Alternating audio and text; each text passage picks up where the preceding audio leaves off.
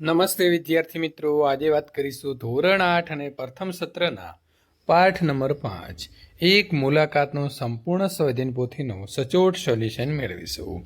એ પહેલાં ચેનલની અંદર પ્રથમ વખત આવ્યા છો તો વિદ્યાર્થી મિત્રો ચેનલને ખાસ સબસ્ક્રાઇબ કરી દેવી.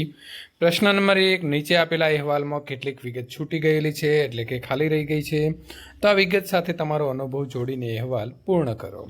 તો અમારી શાળામાં માંથી પ્રવાસની અંદર સરદાર સરોવરના સ્થળે એટલે કે એકતા નગર લખો તો બી ચાલે જવાનું આયોજન કરવામાં આવ્યું. 12 તારીખે શનિવારના રોજ 5:30 અમે બસમાં બેસીને પ્રવાસે નીકળ્યા. રસ્તામાં અમે ગીતો ગાતા, ડાન્સ કરતા અને એકબીજાનો નાસ્તો કરતા જતા હતા. અમે બપોરે સરદાર સરોવર પહોંચ્યા. પ્રવાસમાં અમે children park, Arogyavan, statue of unity વગેરે સ્થળો જોયા. સ્ટેચ્યુ ઓફ યુનિટી મને ખૂબ ગમ્યું કારણ કે તે ગુજરાતના પનોતા પુત્ર સરદાર પટેલની સૌથી ઊંચી પ્રતિમા છે. સરદાર પટેલની પ્રતિમાની વિશેષતા એ હતી કે તે વિશ્વની સૌથી ઊંચી પ્રતિમા છે. કરી દેજો. સ્ટેચ્યુ ઓફ યુનિટીની જગ્યાએ મને યાદગાર અનુભવ એ થયો કે વિશ્વની સૌથી ઊંચી પ્રતિમાની વ્યૂહાત્મક ગેલેરીમાંથી નર્મદા ડેમ જોવાનો રોમાંચ અનુભવ્યો. સાથે સાથે નર્મદા ડેમથી કેટલી ખેતી પર સિંચાઈ થશે, પાણીનો લાભ થશે અને કેટલા રાજ્યને વીજળી મળશે તેનું સુંદર મજાની જાણકારી પણ ગાઈડ જોડેથી મળી. આમ આ પ્રવાસ દરમિયાન આનંદની સાથે સાથે ઘણી શૈક્ષણિક માહિતી પણ મળી. તેમજ મિત્રો અને શિક્ષકો સાથે ફરવાનો અનેરો આનંદ પણ પ્રાપ્ત થયો. નીચે દર્શાવેલા વસ્તુ કે સ્થળ વિશે માહિતી એકત્રિત કરી 5 વાક્ય લખો. તમારી શાળા, ઘર કે ગામનો કોઈ પણ વૃક્ષ, તેનું નામ, કદ કે સ્વરૂપ, તેની વિશેષતા શું શું આપે છે અને મને કેમ તે ગમે છે. અમારી શાળામાં એક સુંદર વડલો આવેલો છે. વડ ખૂબ જ જૂનો હોવાથી તેનું કદ ખૂબ જ મોટું છે અને વડલાની વડવાઈઓ હોય છે. આ વડવાઈઓ જમીનને અડે એટલે વડનું થડ બની જાય છે.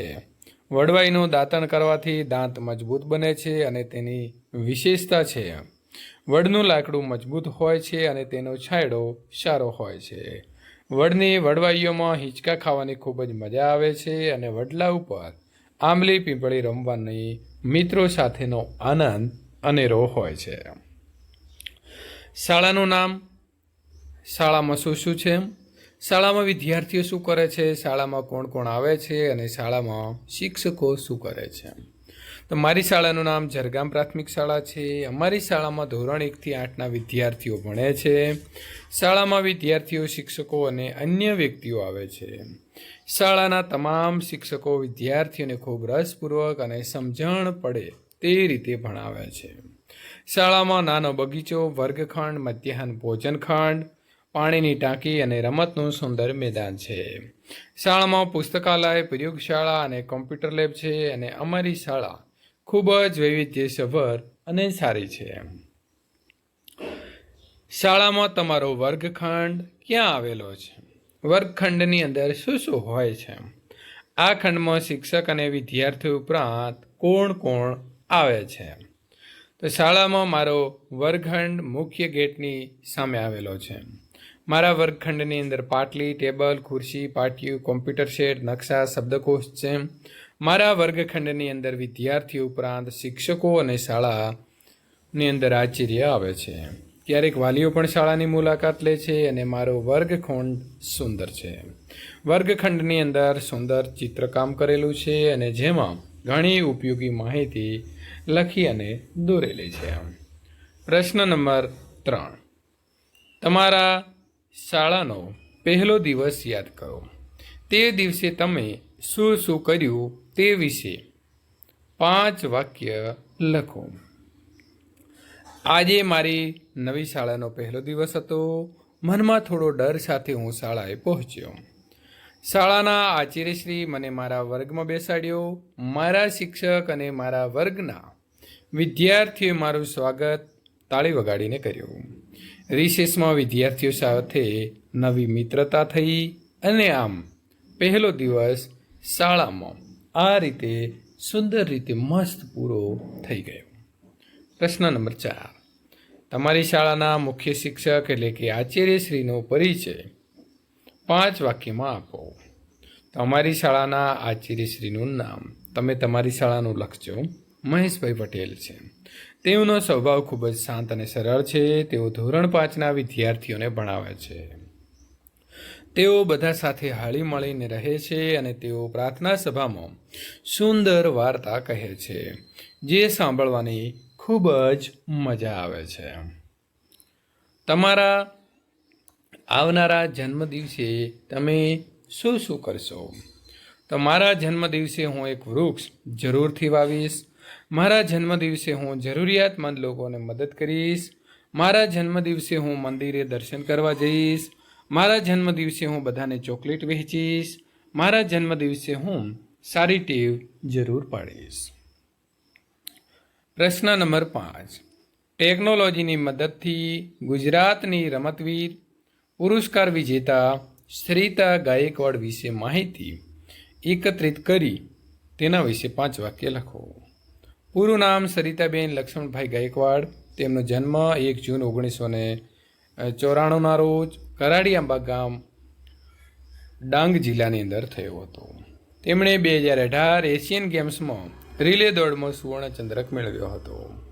અત્યારે તેઓ બેટી બચાવો અભિયાન માટેના બ્રાન્ડ એમ્બેસેડર પણ છે અને તેઓ ડાંગ એક્સપ્રેસના નામે જાણીતા છે. હવે વિદ્યાર્થી મિત્રો, તમારે આ ફકરો વાંચવાનો છે, ધ્યાનથી વાંચવાનો છે. સાંભળો. રાજપૂત કાળ દરમિયાન ધાર્મિક તેમજ અન્ય પ્રકારનું સાહિત્ય મોટા પ્રમાણમાં લખાયું. આ યુગમાં રાજાઓ તરફથી વિદ્વાનો અને વિદ્યાને ઘણું ઉત્તેજન મળતું. આ સમયની અંદર સંસ્કૃત, પ્રાકૃત, તમિલ, કન્નડ, તેલુગુ વગેરે ભાષાઓમાં ઘણું સાહિત્ય લખાયું. સંસ્કૃત ભાષાના મહાન કવિ માઘે શિશુપાલ વધ નામે મહાકાવ્ય રચ્યું હતું. તેમાં શ્રી કૃષ્ણે શિશુપાલનો વધ કેવી રીતે કર્યો તેનું વર્ણન કર્યું છે. આવા જ બીજા એક કવિ શ્રી હર્ષે નળ અને દમયંતીની કથા નૈષધ ચરિત્ર નામનું મહાકાવ્યની પણ રચના કરી છે. આ ફકરામાં કઈ કઈ ભાષાઓનો ઉલ્લેખ છે તમે જાણતા હો તો તેવી અથવા તો એ સિવાયની બીજી ભાષાઓના નામ તમે લખો. તો ફકરાની અંદર આપણે મિત્રો જોયું તો સંસ્કૃત, પ્રાકૃત, તમિલ, કન્નડ, તેલુગુ વગેરે ભાષાઓનો ઉલ્લેખ આની અંદર થયો છે. આ ઉપરાંત તમે અંગ્રેજી, હિન્દી, ફારસી વગેરે પણ લખી શકો છો. ફકરામાં વપરાયેલા ધાર્મિક તેમજ અન્ય પ્રકારના સાહિત્ય મોટા પ્રમાણમાં લખાયું. વાક્યનો અર્થ નીચેના પૈકી કયો છે? તો ધાર્મિક તેમજ કલાત્મક સાહિત્ય એટલે કે માગ મહાન કવિ હતા. વાક્યમાં વિશેષણ કયું છે? તો મહાન. રાજાઓ વિદ્વાનો અને વિદ્યાને શા માટે ઉત્તેજન આપતા હશે?